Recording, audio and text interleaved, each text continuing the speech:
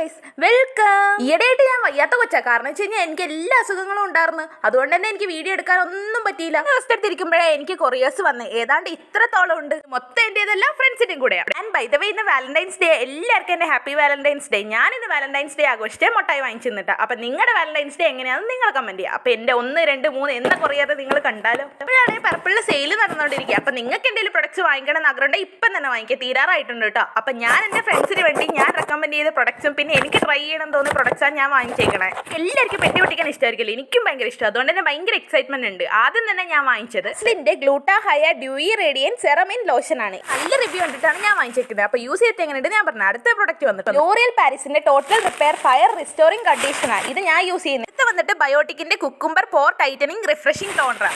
എന്നിട്ട് ഫിയാമയുടെ body wash. ഇത് ഓഫറിൽ കിടന്നുകൊണ്ട് വാങ്ങിച്ചു. അപ്പോൾ അടുത്ത വീഡിയോയിൽ അൺബോക്സ് ചെയ്യാം. അപ്പോൾ വീഡിയോ ഇഷ്ടപ്പെട്ടാൽ ലൈക്ക് ചെയ്യുക, സബ്സ്ക്രൈബ് ചെയ്യുക. ബൈ.